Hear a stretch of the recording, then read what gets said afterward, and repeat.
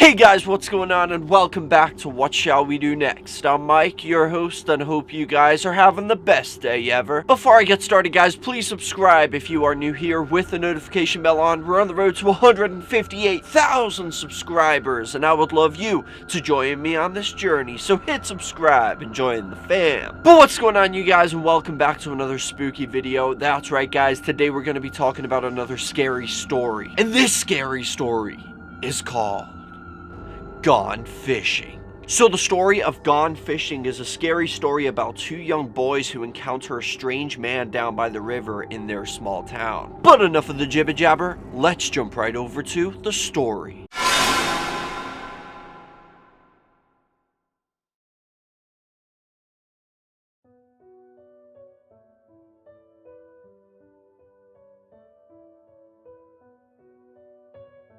Gone fishing.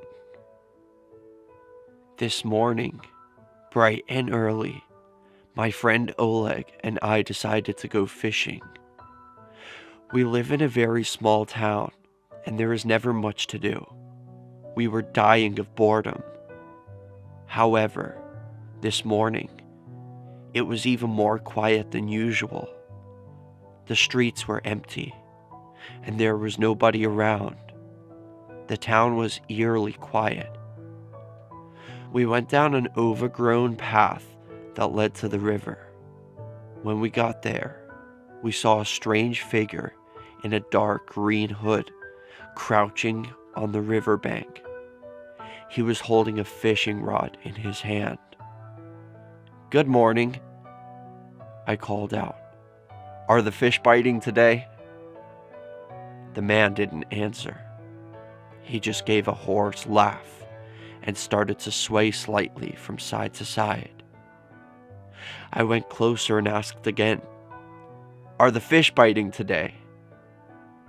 I took 2 more steps and then stopped in my tracks. The man began to sway faster and faster. I couldn't see his face because it was obscured by the hood. Just then, I saw something that terrified me. At his feet, there was a human hand, severed at the wrist. I felt a chill run down my spine, and I started to back away. The man slowly turned his head to face me. I saw a pair of piercing red eyes and sharp dark yellow teeth. Instead of a nose, he just had 2 triangular holes. He stared directly at me and opened his mouth in a bloody grin. I turned and ran back to Oleg, not knowing what I had seen. He looked at me in bewilderment. I glanced behind me. The man in the hood was standing up and coming towards us.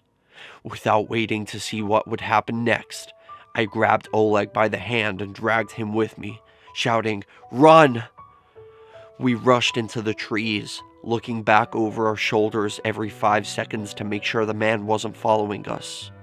We sprinted through the overgrowth and made our way to the police station. On the way, I told Oleg in a trembling voice about the severed hand and the man's terrifying face. He was scared too. When we reached the police station, I pulled on the door handle, but it was locked. We both pounded on the glass, but there was no answer. "Listen, I'm gonna see if I can get inside," I said. "You stay here and keep watch in case that crazy guy comes."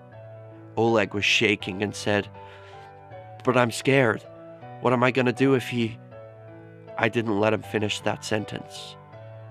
I ran around the corner and found an open window at the back of the building. I climbed through it and found myself in the bathroom of the police station. When I opened the door, I peered out and saw a dark corridor. The light was flickering ominously. Summoning all my courage, I walked down the hallway and came to an office. The room was empty, and there were papers and furniture strewn across the floor. The phone was broken into pieces, and the desk had been overturned. Just then, I heard someone shouting.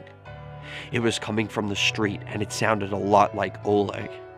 I was about to rush to the front door and let him in when I heard a rustling sound. Suddenly, another door in the corridor opened, and I saw a figure lurking in the darkness. "Who's there?" I demanded, but there was no response. But then I saw two familiar red eyes peering at me from the darkness. I froze in horror. For a moment, I was so petrified that I could not move. The figure emerged from the darkness and stepped into the dim, flickering light. It was the same face I had seen at the river, but he was wearing different clothes. It was a policeman's uniform. Suddenly, the man came towards me at lightning speed. He covered a distance of 3 meters in less than a second and grabbed me by the throat with his strong, bony hands. The man stuck out his black tongue, licking his lips and gnashing his crooked teeth. As I watched in horror, his face started shifting and changing right before my eyes. Without thinking, I reached out and grabbed the first thing I could find. It was a pen. I raised it above my head, and with all my might, I drove it into the man's neck. Bright red blood gushed from the wound, and the man let out a high-pitched screech. His grip loosened on my neck, and I managed to break free. I rushed down the hallway and yanked open the first door that I saw. Inside there was a pile of human flesh and gnawed bones. The sight made my stomach turn, and a wave of nausea overcame me.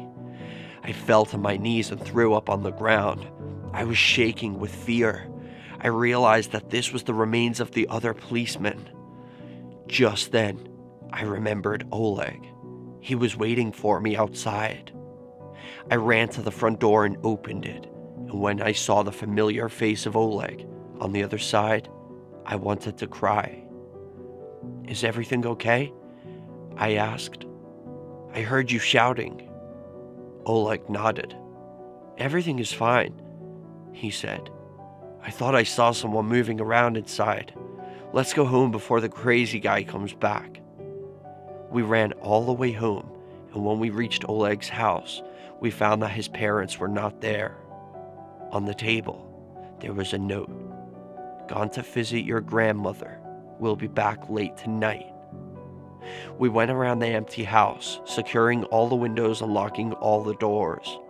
We were barricading ourselves inside. Oleg was surprisingly calm. My hands were shaking so much, I could barely hold anything. After we finished securing the house, I picked up the phone to try to get help, but there was no dial tone. We were cut off from the rest of the world. We sat down in the living room and turned on the TV. But there was nothing on the news. Everything was going on as usual. Whatever was happening, it seemed to be just confined to our little town. I took out a pen and a sheet of paper and tried to write down exactly what happened to us. I don't know why, but somehow it made me feel better. If we don't make it through this, then at least someone will find this piece of paper and know what happened to us. Oleg is sitting beside me right now, but he is strangely pale. I asked him if he's okay, but he just shrugged his shoulders. Something is wrong. He got up and went to the toilet. He's in there now. All of a sudden, a wild fear seized me. Maybe it's just my paranoia going out of control. From head to toe, looked at the pen in his hands. "Cannot be," flashed through my head. Trying to speak very loudly, but calmly, I asked Oleg, "By the way, where is your sister? Did she go with your parents?" I heard his voice from the bathroom, saying, "Probably." As the realization slowly sunk in, a cold wave of horror washed over me, and I put my head in my hands. I wanted to cry. Oleg doesn't have a sister. In the uneasy silence, I can hear the bathroom door opening with an ominous creak.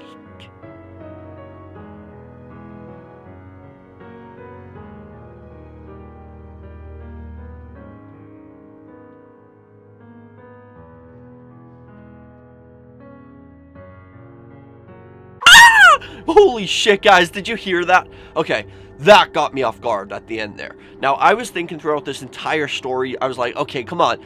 This is like a literal ripoff of Jeepers Creepers. Like, did you guys get those vibes too? When I first read this, I was thinking like, okay, this is like literally almost identical to what happened in Jeepers Creepers, such as even the black tongue and the creature's like face and the way it, like, you know, in Jeepers Creepers, especially that one scene where except in this story it's a boy and his friend, but in the movie it's a boy and his sister, and they're like in the middle of nowhere. They come across this creepy guy wearing a creepy coat. Then he starts to chase them. Then they make their way to the police station. Then while they're in the police station, the creature comes bursting through really fast. Remember that scene? Now that's just like in this story. He even described the speed that he came toward him, grabbed him by the neck, and when he stabbed him in the neck, he let out this weird screech, right? Which is like the monster in Jeepers Creepers does the exact same thing. And such as like the black tongue, the demonic looking face that changes, like in the movie, the creature has that like spider thing with like membrane over it that goes like, like, you know what I'm talking about. So I was literally getting like Jeepers Creepers vibes, except they changed some things up a little bit. Like even the room with all the police officers, like all the dead bodies and the flesh and bones, it reminded me of like when Derry discovered the House of Pain and all the bodies are stitched all over the walls. So I kind of got this like impression that they stole this idea from Jeepers Creepers, which I'm still convinced they did get the idea from the movie. However, I love the ending of this story, how it's like a little bit of like, it reminds me of the movie Ouija, where the guy asks his dead girlfriend on the Ouija board, do you remember where I took you on our first date and I took you to this lighthouse or something like that? And it goes to yes. And he looks at his friends and he says, I never took her there. And it's like super scary because you realize at that moment you're not talking to the person that you thought you were. Now I love the way at the end of this story they did that with this guy. He must have got suspicious about Oleg because he was like looking a little weird. He was pale, his voice was different, and so he asks him, hey, where's your sister, as a test question. And he says, did she go with your parents? And then Oleg says, probably. And that's when he realized that's not Oleg in the bathroom. Ah!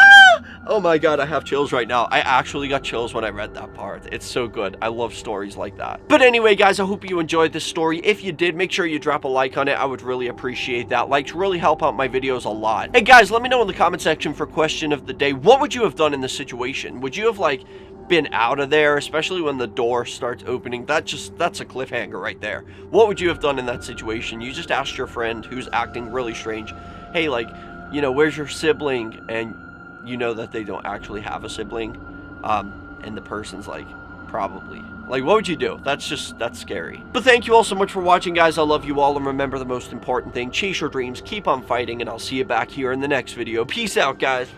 Thank you guys so much for watching this video. If you guys enjoy my videos and you would like to support me and my channel more and also be featured in my videos, go check out my Patreon. Link is in the description. I would really appreciate any help you guys have to offer. As you can see, we have different tiers, different rewards, so go over there, check it out, and I would really appreciate that. Every little helps. Thank you so much. And also, guys, don't forget to subscribe with the notification bell on, and also follow me on all my social media. I have Facebook, Twitter, Instagram, and even Snapchat. So go follow me on all of those, and remember the most important thing, I love you guys, and chase your dreams.